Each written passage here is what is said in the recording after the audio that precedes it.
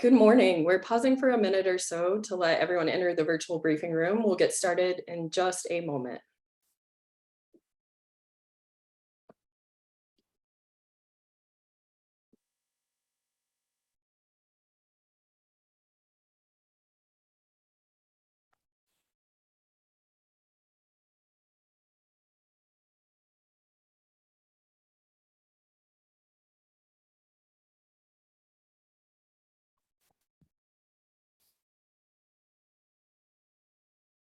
Good morning, everyone. We'll get started in just a minute.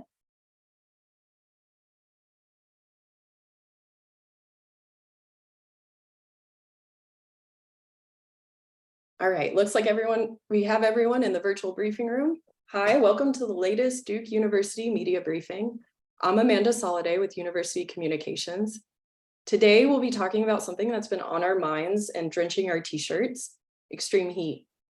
Due to climate change, we'll likely be seeing more intense and frequent heat waves. With us today are two heat and climate experts, Ashley Ward and Luke Parsons. Dr. Ashley Ward is the Senior Policy Associate at the Nicholas Institute for Energy, Environment, and Sustainability, recently renamed, where she leads engagement and outreach for the Internet of Water. Her career is focused on helping communities develop long-term sustainable solutions. Dr. Luke Parsons is a research scientist and a lecturer in the Division of Earth and Climate Sciences in Duke's Nicholas School of the Environment. He studies the effect of climate and air pollution on human health and well-being. Thank you both for joining us today. Thanks for having us. Yeah, thank you. All right, let's get started with our opening questions. We'll have time for question and answer shortly. Ashley Ward, you recently wrote an op-ed about local solutions for extreme heat. Could you describe the problem here? Sure. While extreme heat in the form of daily temperatures is very serious, what we're seeing is an increase or increasingly seeing a strong connection between poor health outcomes and persistently high overnight temperatures, particularly when those overnight temperatures remain at 75 degrees or above. So we're learning that when the daily temperature is high, it looks like individuals seem to be taking precautions, right? We've done a good job in this. They're heeding warnings. Schools are canceling sporting events or rescheduling practices. There's protocols in place for this. Outdoor workers are changing their work hours or building in extra breaks. People are refraining from doing yard work in the hottest part of the day, and all of this is fantastic. But overnight temperatures, high overnight temperatures, mean that those who don't have an air conditioner or can't afford to run their air conditioner or live in less energy efficient housing are particularly vulnerable, especially those that have health conditions or take prescription medications that impede their body's ability to process heat. And so when overnight temperatures remain high, what we're seeing is the body doesn't have a chance to recover from any heat exposure during the day, which starts to trigger a cascading set of events that results in heat-related illness, heat stroke, usually over a matter of days sometimes. And this means, though, that in order to address the increasing risk that we see from heat, we need to think about structural changes, not just are individuals doing their part. We need to create environments that mitigate that risk above and beyond what individuals can do. And this is where community approaches are effective. Thank you, Ashley Ward. I definitely feel a little different on those days where I can't cool off in the evening. So I certainly feel it personally. Luke Parsons, you've researched how extreme heat is affecting labor and productivity across the world. How are these heat waves changing the nature of outdoor labor? And what are some of the economic repercussions that you're seeing? Yeah, great question. And again, thanks for having me, and thanks for everyone who's listening in. So as you mentioned, right, so heat exposure and particularly humid heat exposure are affecting outdoor workers around the globe. And what we're really talking about here oftentimes are like agricultural workers, construction workers, maybe outdoor miners, or people working in the fracking industry, people who can't escape inside to the air conditioning. So they're really impacted during heat waves or just in general when it's hot and humid during working hours during daylight. So let me take a step back to kind of explain what's happening here during the day with workers for us to understand why they're losing hours of work. So first, as you probably experienced, like if you go out in the middle of the day, in the heat of the day in late July, it's hot and humid. And if you want to, let's say, dig a trench in your backyard with a shovel, you generate internal body heat, right? And then your body needs to cool itself, or you'll have some really serious health repercussions. And the way we usually do this is like your blood vessels open up, try to lose heat to the outdoor environment, and then you sweat, and the sweat evaporates off your skin, and this is what cools you. So if it's too hot and humid outside, though, your body can't really as efficiently lose this heat to the outdoor environment. You're generating a lot of internal heat from your labor, and you have to slow the pace of your work or really experience severe health consequences. So as the globe warms and heat waves get hotter, or let's say more frequent, it gets hotter and more humid outside for these workers who are trying to work outside, and it gets harder and harder for them to safely and efficiently conduct their work. So for example, in some work that we recently published, we used meteorological observations, let's say like from weather stations around the southeastern US and the globe, and we tried to estimate about how hot and humid it is during daylight working hours and all hours of the day throughout the year for agriculture and construction workers who are trying to do their work outside. And we could roughly estimate that people are maybe losing somewhere between 50 and 100 hours of work productivity throughout the year on average for working outside doing heavy manual labor. This roughly translates to something like a week or two of labor loss. And we're not even in the hottest part of the world either. It's just seasonally hot here. Given how much we know agricultural and construction workers on average contribute to the US economy, we can estimate this as something like maybe $20 to $100 billion of labor productivity losses per year in the US, just because people can't as efficiently and effectively do the labor anymore. They have to slow down or take breaks. That number is pretty astounding for something that can seem subtle at times. Exactly. It's like small parts of the hour. If you're trying to work outside, you might not notice it, but maybe you're only working 60 or 70% as efficiently as you were before. And so maybe you're continuing to do work, but you naturally slow down or you feel really sick. Yeah. Well, thank you for that. Now we'll take questions from reporters. Thanks to everyone who submitted questions in advance. You can also pose questions through the Q&A window at any time or raise your hand. Thanks to everyone watching on YouTube as well. I just wanted to jump in really quickly and say, in response to what Luke was just discussing about labor lost hours, from a policy perspective and for getting communities on board with some of the mitigation practices, this is a critical piece of information that's been missing that we need, right? To be able to quantify what we're talking about. And as far as economic costs for labor loss is a very important critical piece for policymakers to have. Excellent, thank you. Our first question actually relates to that. It comes from Michael McElroy. He was wondering if we have data or any sort of indication on how much heat waves are affecting North Carolina specifically on these metrics of lost productivity, lost agriculture crops, or worsening health injuries. I guess I could field part of this question.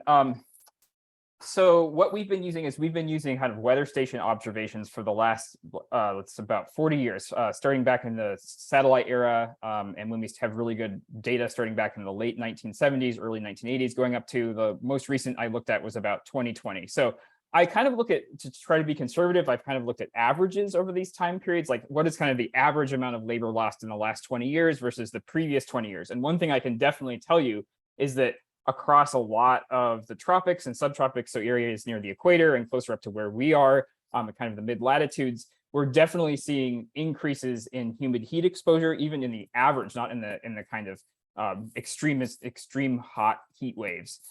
So we are seeing an increase in heat exposure and associated labor productivity slowdowns and losses. Like if you look, for example, in India, anecdotally, in this late spring heat wave that we just had, people refuse basically to do outdoor work between about 11 a.m. and 3 p.m. And you get some case studies from around the globe when it's really hot outside that people just stop working at about noon, especially in the tropics when it's really hot. In North Carolina, I'd like to say that this can be really job site dependent and dependent on how people are responding locally during the heat wave. Like sometimes there can be a sense of kind of like, oh, I'm just going to push through it on some job sites if people aren't protected and encouraged to take breaks in the shade and slow the pace of their work. Thank you. I can answer to this from a health perspective. So in the 2010s, the NIH conducted a study that estimated the amount of an emergency department visit costs for heat-related illness. And they normalize that cost across the country. So we take into account changing inflation and different costs in different locations. And if you use their estimates on how much it costs for a single emergency department visit, and then you look at how many emergency department visits we're receiving in North Carolina during heat season, and these are largely by a pretty big margin, men ages 15 to 45, you're at just around $20 million a year that North Carolinians spend on emergency department visits. Now, this does not take into account urgent care visits. This also does not take into account when you're sick enough to be actually admitted to the hospital, not just an emergency department visit. It also doesn't take into account research for other issues such as increases in preterm birth, which we know are also related to heat exposure, particularly in North Carolina. My last study showed, to give you kind of a scale, most of the studies that show that the increased risk for preterm birth due to heat exposure falls around 0.5% to 1.5% to 2% increase. What we saw in some parts of North Carolina got us up to about a 6% increase in preterm birth due to heat exposure. So these are some pretty significant differences that have some definite costs to the residents of North Carolina. Oh, wow, thank you. This next question is for you, Ashley, so we'll stick with you. Is this what life will be like now? What should we individually or as a society, what should we be doing to combat the rising temperatures? Well, all evidence points to increasing global temperatures. So yes, what we are experiencing is likely our new normal, and frankly, it probably will get worse.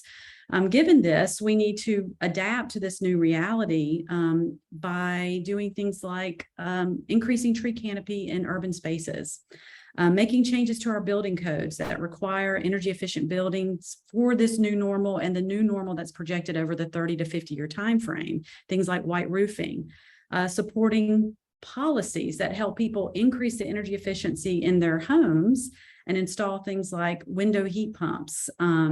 Some of the new legislation that we'll talk about later in this briefing, specifically to address this, increasing our protections for occupational heat exposure. And it's not just outdoor, it's also manufacturing, which gets pretty hot inside, including training for doctors and midwives and nurses about the increased risk to high heat for their pregnant patients.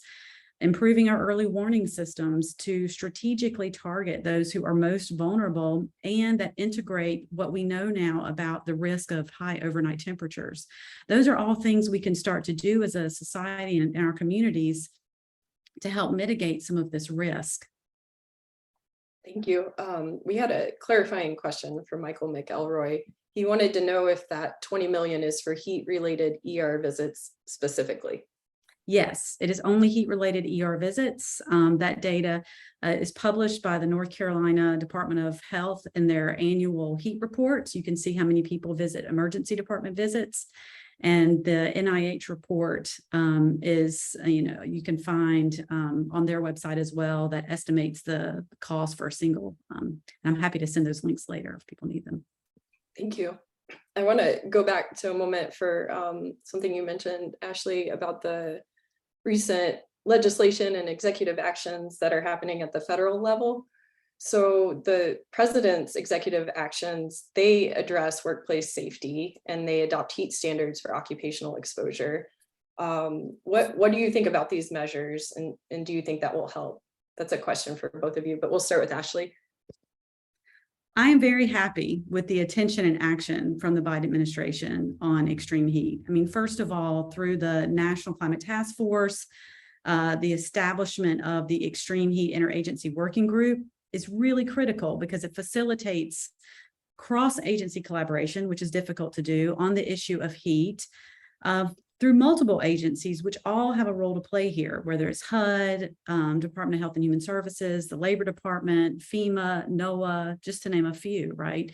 So the investments of this administration to address, heat, extreme heat, probably more than anything I've seen in my career, it get at both sort of the community level of risk, but also sort of the occupational level of risk. So, for example, FEMA's BRIC program, Building Resilient Infrastructure in Communities, helps communities implement strategies like those that I just outlined above, addressing, things like energy poverty, which is critically important with overnight temperatures and when they remain high, increasing funds for the low-income home energy assistance programs, which provide air conditioners and assist homeowners with increasing their energy efficiency in their homes. And then by, increasing both the regulations and the enforcement of workplace protections for occupational heat exposure. In the Southeast, and particularly in North Carolina, energy poverty and occupational heat play a critical role in the heat morbidity and mortality that we see. And so I would like to see, where to go from here. I guess one of the things that I would like to see is a streamlining of these programs that are available at the federal level and their application process, so that it's easier for local governments and communities to apply for them, to ensure that the support that's being generated at the federal level is actually has impact where we need it most. So if there is something that I would like to see happening an additional step to what they've already done, it would be a real concerted effort at streamlining both the application process and the monitoring and evaluation that comes along with these programs, which can be prohibitive for many groups. That makes sense.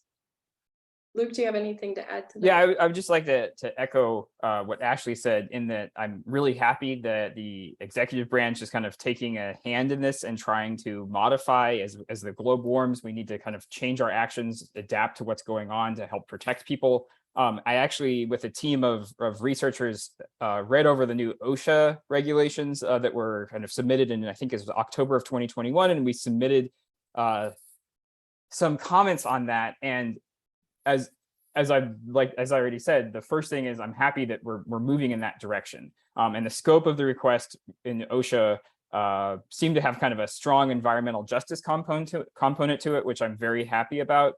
But I think kind of along the lines of what Ashley was saying, looking at locally how we actually implement these rules or suggestions or where we put these resources is really important, because it can vary from job site to job site or community to community. And specifically for OSHA, I think it's my understanding the new rules haven't been finalized yet, so I can't comment completely on that aspect of it. But one thing I would present with caution here is that initially, from what I read, OSHA proposed to only send out inspectors to job sites that were really hot when the National Weather Service had used heat index to issue a kind of warning. But if you look between 2014 and 2016, only less than about a third, 28% of the 79 worker heat-related fatalities in the US occurred on those National Weather Service issued heat index warnings days. So I think we should be really careful with seeing, like, different people in different situations can maybe be dying on the job site because of heat exposure, even when the National Weather Service hasn't issued a warning. And I think this has to do some with the idea that people need to be acclimatized on the job site. And so I'm happy to see there's also wording in there about if someone gets put into a situation where they're working outside in the heat and humidity, they're encouraged to work less hard for the first several days until their bodies can become accustomed to it, which is great. That's interesting. I want to stick with that just for a moment. Do you think in terms of heat, how does an institution decide when to cancel and modify events? Does this seem like something that would ever be regulated, like whether it's canceling, work on a job site, or if it's canceling, a concert or an election rally or whatever the thing may be? So a lot of these job sites actually, so they're encouraged to now use this instrument called wet bulb globe temperature. And this basically doesn't account just for how hot it is. It also accounts for how humid it is, if there's a breeze that can help cool you, and also if there's radiation, like if you're standing in the sun or if you're standing in front of a blast furnace, let's say in a factory when you're melting metal or something like that, it can be really, really, really hot, even if you're inside. And so we need to account for all of these factors in addition to, let's say, what type of clothing you're wearing. If you're wearing thick protective clothing, it can be really hot and hard for your body to get rid of that body heat. And so OSHA is encouraging job sites actually to take into account all of these factors that impact how hard it is on people's bodies when they're trying to work at different levels of intensity, to know when they should slow work, when they should take breaks, etc. So kind of getting to your question, yeah, it really depends on the site. If people like in the sun, or they have some sort of other heat source, how hard are they working? And so OSHA is, I think, trying to account for these different things when they're encouraging people to kind of regulate the job site and moderate how much people are working. That's interesting. I think too, just a couple of follow-up things there from what Luke is talking about. Something that's really important, and the work that I had done previously with NOAA at the Southeastern Regional Climate Center, one of the things that was discovered there is that we actually see people headed to the emergency department at temperatures lower than when emergency warnings were issued by the National Weather Service. And this is in large part, I mean, my hypothesis is because when heat gets at 100 degrees, for example, people actually do take precautions. It's, at the lower, the 96, 97, when people are not quite as cautious, and then that leads to some of the challenging health outcomes. So there isn't always an alignment with where the health risk lies and where the National Weather Service warnings are.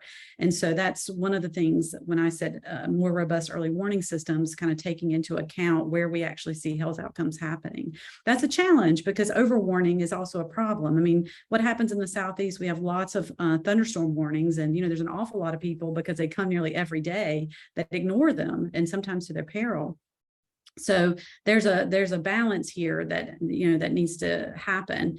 The other, with regard to wet bulb globe temperature that Luke was talking about, is great. The North Carolina High School Athletic Association uses wet bulb globe to already determine whether or not practices and sporting events can happen. And again, partners at the Southeastern Regional Climate Center have done quite a bit of work with student athletes and the wet bulb globe temperature and looking at health outcomes.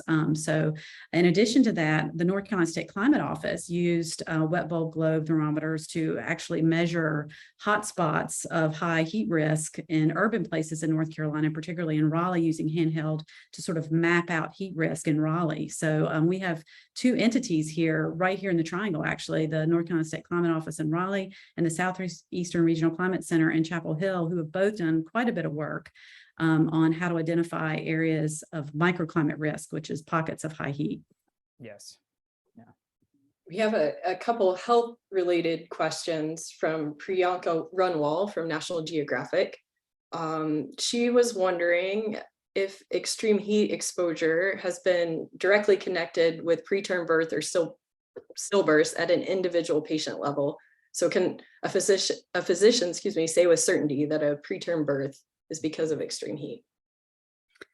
So the research that we conducted earlier on this topic, came out of quite a bit of community engagements where we were talking with local folks about who they believe were most at risk. And this is just one of the benefits, just to share this quickly with you about community level work. Pregnant women kept coming up in the communities that we were talking to in Eastern North Carolina. One of the risk groups that emergency management kept saying they pick up a lot, pregnant women. So that sort of prompted a closer look at the risk that pregnant women face with regard to heat exposure. And surprisingly enough, there hadn't been any studies, not one, on the impact of heat on pregnant women in the Southeast. We had had several studies in the US, primarily following heat wave events, talking about the impact on maternal health outcomes. So this was a real gap in the literature, and we conducted a study, that looked at maternal preterm birth outcomes in North Carolina with regard to prior to 37 weeks. And this is only from birth certificate data. So this doesn't include women who are seen in the hospital for preterm labor, but they are able to stop their labor and then they get carried full term, right? So there's a big gap here of work that needs to continue forward to understand this. But yes, what we were able to do is associate individual exposure through a case crossover study with, from point of exposure to outcome. So when I talked earlier about an increase in risk, that was on an individual basis, according to our study. And so we, hope to continue that work and really understand some of the drivers of why that's happening. I'm not a medical doctor, right? So I work in public health, which is on the community. My patient is the community, not an individual. And so I, could not really speculate in the same way a medical doctor could about why we're seeing those outcomes, but we are in fact seeing them. And there have been follow-up studies in the Southeast since then that have also had the same similar findings. So this is not a surprise. What we're talking about different here is quite a big jump in magnitude of impact in the Southeast than what we've seen in other places in the US, like the Pacific Northwest and the Midwest. And I think that has to do with the fact that we're talking in the Southeast about chronic heat exposure most of the time. We're not talking about acute events like a heat wave. That probably has something to do with it. And I also think, we're probably still thinking about occupational heat exposure, and, pregnant women also work in factories, and energy poverty and the inability to cool down at night. I want to move to something that's also been in the news a lot lately, the Inflation Reduction Act. So this legislation recently passed by the US Senate. How does that help address some of the problems with extreme heat? Is this for me, Amanda? Ashley, go ahead. Yeah, go ahead, Ashley. Okay. I think what's important about this, and certainly there's been a lot of discussion about what, some of the costs that the negotiations that were made and the costs that were made, particularly to vulnerable frontline communities. But what we're talking about here is a real shift in thinking away from regulatory approaches towards sort of an investment. And this is important because investment is what's needed to build sort of production in the US for clean energy. And in doing so, it kind of accelerates a transition that's already underway, and cleverly does so by decreasing demand for fossil fuels rather than decreasing the supply, which results in something politically difficult, which is driving up the costs, right? So long-term tax credits for wind, solar, dollars for the electricity sector to transition to clean energy, electric vehicle tax credits, advanced manufacturing tax credits for wind and solar components. Those things are wonderful. For heat specifically, I'm happy to see community block grants so that communities themselves can develop solutions to combat heat that make sense to those communities. For example, cooling centers aren't that effective in rural areas when you have to drive 30 miles to get to them. So that wouldn't be a solution that you would put in place in, say, the Sandhills in North Carolina. So it's really important that communities are able to have, the input into what is actually going to be effective mitigation efforts for their communities. It's a big piece of the puzzle. Providing low and moderate income tax credits for heat pumps also addresses the energy burden that we've been talking about. The Clean Energy Accelerator, or Green Bank, provides funding for resilience and mitigation efforts, also for communities. So these dollars can be used to address some of the structural improvements that we've been talking about so far today. Excellent. Luke, do you have anything to add to that? Leaving off with what Ashley just said. I think the thing that I'm really excited about with this is the idea of also providing lower income communities with the ability to try to cool themselves more effectively. Because as I mentioned before, this is an equity issue. Like the average middle to upper class person with more income in North Carolina has probably more air conditioning access than a lower income person. And so this is, as we noticed with some of Ashley's research with preterm births, and there's some recent studies in the Lancet that just came out from East Asia. It's just this consecutive exposure to really hot, humid nights, or just hot nights that tends to drive up, let's say, preterm births or premature deaths. And so I think protecting people by allowing them to kind of efficiently and more effectively cool themselves during the day and at night is really important. The last thing I wanted to say about this also is that if we encourage people to move towards, let's say, greener energy sources or transportation, a lot of the work we do in our lab both looks at heat exposure and at air pollution exposure. And so if we can move away from people burning fossil fuels in their homes or burning fossil fuels to drive their cars around, this also has really positive impacts for air pollution and reduced air pollution exposure. So not only in the long term, maybe could we slow global warming and reduce future heat exposure, but right now, if we were just to basically move away from fossil fuels, we have massive, massive, massive health benefits locally from reduced air pollution exposure. So that's a really big positive that I think we get really excited about. Oh, how hot is it during the day? But like, how many people are we killing every year from particulate matter exposure in the atmosphere and ozone exposure in the atmosphere? We tend to forget about that. We're usually talking about somewhere between 7 and 10 million people around the globe that are killed per year because of air pollution exposure, right? This is a lot of people. And so if we could move away from this fossil fuel use, we can reduce air pollution exposure and kind of help slow climate change in the next couple decades. That's interesting. We have another question from Michael McElroy. He was wondering, since the benefits of rebates for heat pumps come later, can communities with high levels or energy poverty actually afford the high initial costs of putting in the heat pumps? I think this question's for you, Ashley Ward. Yeah.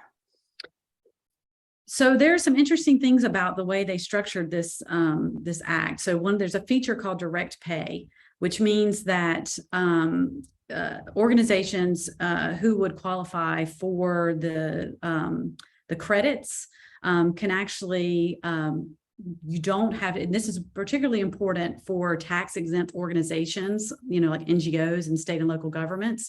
You don't actually wait until you file your taxes, right? You can get direct pay, which is like a refund basically immediately.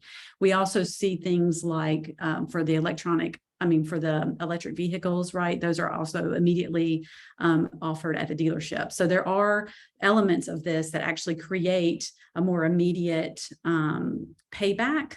And these are programs that can be administered through these local organizations and governments in which homeowners could take advantage of that, the low-income homeowners who need it the most. The other part of this is organizations can sell their tax credits. So this is a fantastic idea because that means that if you are, and many community organizations fall into this, and need of immediate capital, right? So they are able to sell their tax credits and then immediately feel the benefit of what that is. So it's not, they're not established in this legislation as necessarily traditional tax credits. Thank you. Thank you for pointing that out. This question is for both of you. Let's start with you, Luke. What are some of the misconceptions about extreme heat that you've seen through your work? Oh boy, I have a list, I guess. We've already covered a couple of them somewhat, but I'd like to just go back over them. Yeah, one please. of them is that we tend to really focus on how hot it gets, just temperature, because we have thermometers oftentimes in our weather stations outside and all. But I think it's really important to know that how humid it is matters too, because like I mentioned, if you sweat and you can't cool yourself when you're sweating, you're more likely to experience negative effects of heat, right? So it's heat and humidity oftentimes. And then the other thing that I think Ashley was touching on with a lot of her research is that we focus on how hot it is in the middle of the afternoon. But I think more and more research is coming out that it really matters how hot it is overnight, and how with the cumulative exposure of people to heat overnight. And if they can't let their bodies cool down, their bodies kind of can't reset and recover from the heat. And there's short and long-term health consequences for that. The other thing I think I should mention that people tend to forget is that, as far as I know, when the National Weather Service issues like heat index warnings, most of these weather stations, by definition, we put the thermometer in the shade.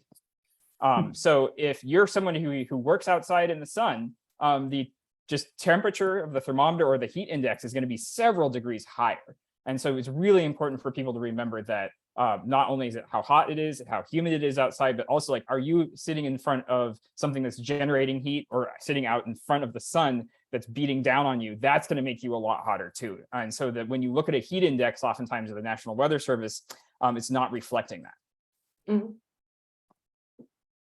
Do you have anything to add, Ashley, about misconceptions?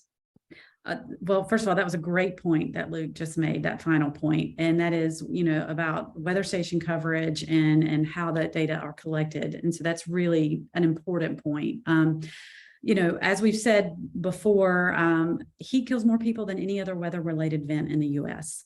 And, unfortunately, what we see and what I've written about before is when the media reports on this, you also see people like lying on the beach, in the photo, and then you see, kids running through sprinklers. This really doesn't convey the risk that we're talking about. Imagine if we talked about a hurricane, in that way. So I think it's really important that whatever we're communicating about heat, we're communicating in a way that people understand what the risk is.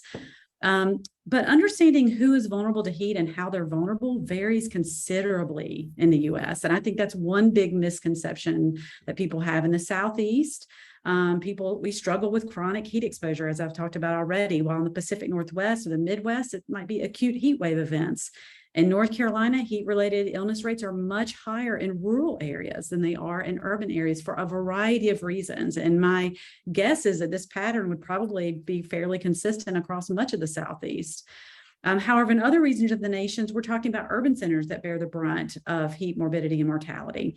Also, who it is. In other places, older adults and children tend to be very vulnerable. Whereas, as I've said already on this call, in North Carolina, the number one group is men 15 to 45.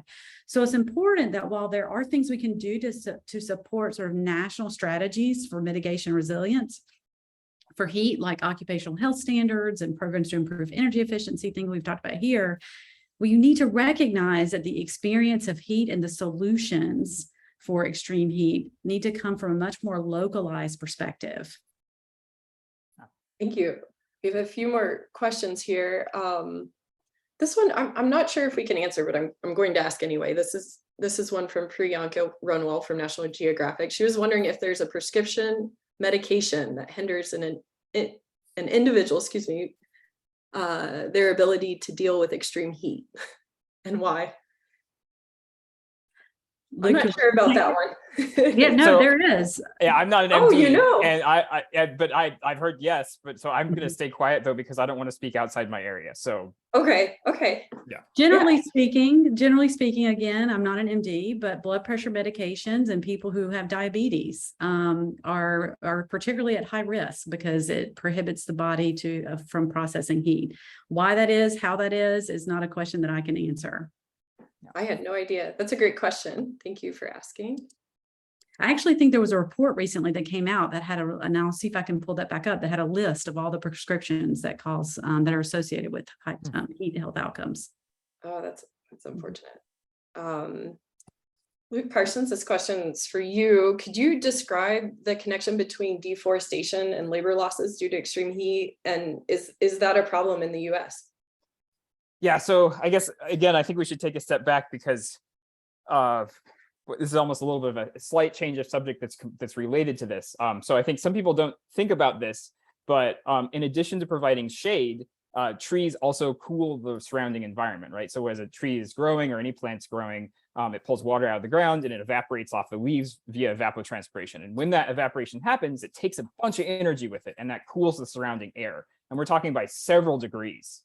And so if you go in and you clear cut a large area, it tends to be that there not only is a lack of shade for people if you were to now be working in a field right there or something like that, then also the trees aren't right there cooling the local atmosphere.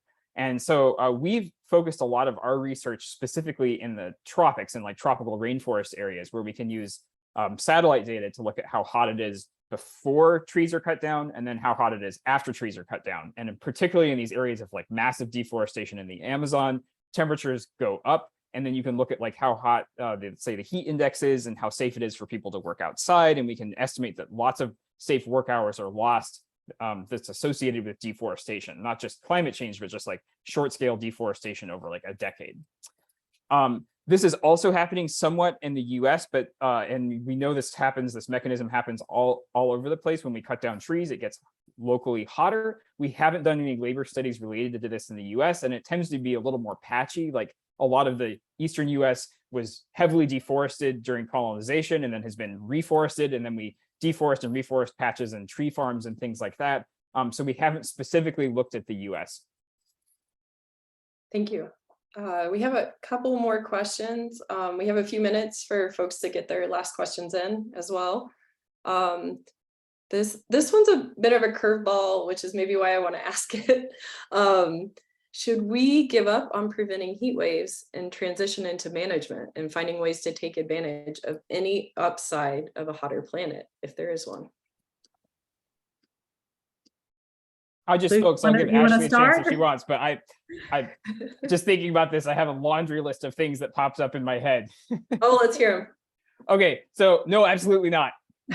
No.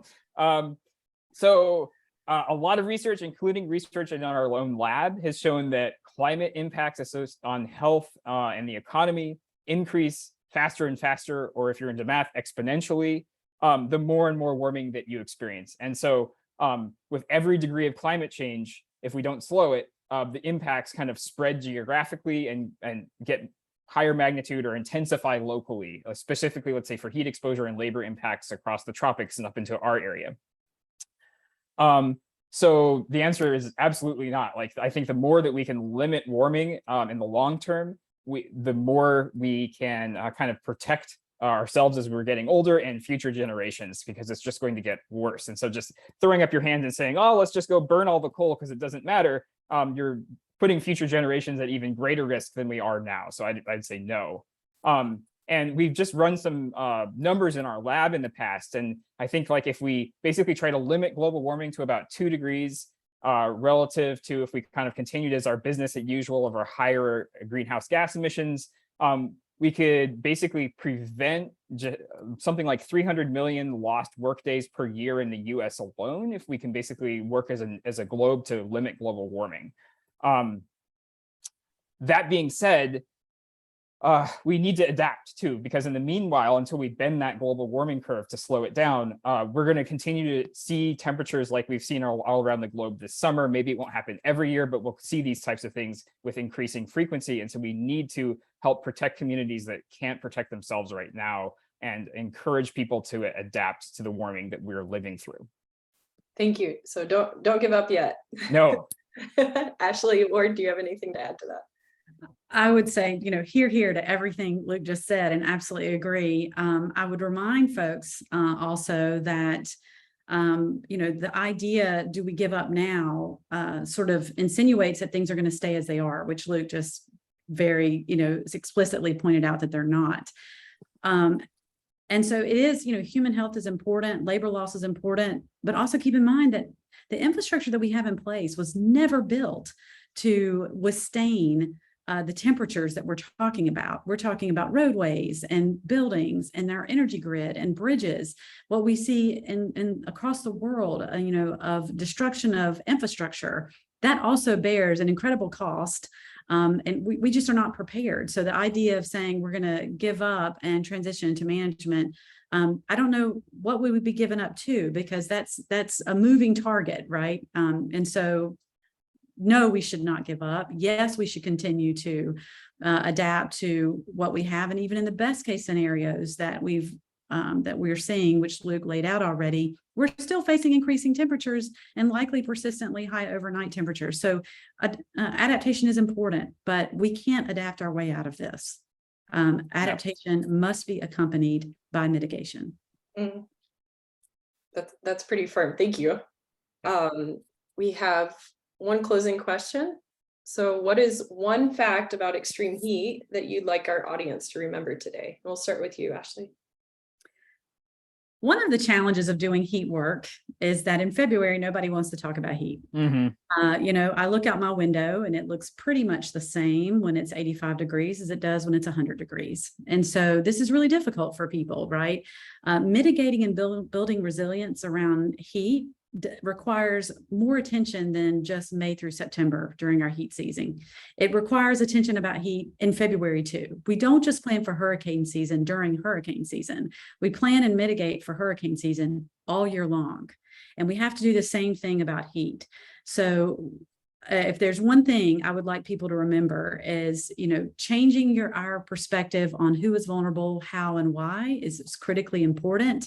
Particularly with respect to sort of paying attention to those really shocking daytime highs when we're increasingly seeing that overnight temperatures are driving some of our worst health outcomes. understanding the geographic variability of who's vulnerable, how, and why, and understanding that this needs, 365 days a year, 12 months a year attention to help us combat this issue. Thank you. Some closing thoughts, Luke Parsons. Yeah, just jumping off of what Ashley said, I've read some studies, for example, if they put people in a cold room versus a hot room and ask them if global warming exists, you're much more likely to agree that it exists in a hot room rather than a cold room, right? So like if people aren't thinking about how hot it is in February, and they're not thinking about like, oh, this is a real problem we need to deal with. We need to be thinking about this year round. How are we preparing for this? I love that. For me, I think it's a health equity issue. If you're sitting like I am, I've got a fan on in my room, my air conditioning's turned to 78 Fahrenheit in my house, and I'm sitting pretty. It looks nice outside, right? If that's like you, and not everyone has this luxury, and many people who are most vulnerable to heat exposure don't have access to air conditioning here in the US oftentimes. And also, I really think of places like South Asia or Indonesia, or people in rural areas in Central America. Sometimes people don't have access to the cooling methods they need in a warming world. And I think it's really important for us to recognize, oh, even if you're sitting inside in your air conditioning, you don't really feel like it's that hot outside because it's not affecting you that much. This is already impacting people right now who have to work in really hot locations here in the US and globally, and people all over the world who just like can't escape from the heat and don't have those protections. Thank you. So it sounds like this issue requires a little bit of empathy. Yeah. I want to thank everyone for joining us, and thank you to Ashley Ward and Luke Parsons for their insights. Duke will be hosting more briefings in the coming weeks on abortion and the hurricane season. You can like, subscribe, and email dukenews@duke.edu to stay in the loop. Until then, take care and stay cool. Thank you. Thank you. Thank you.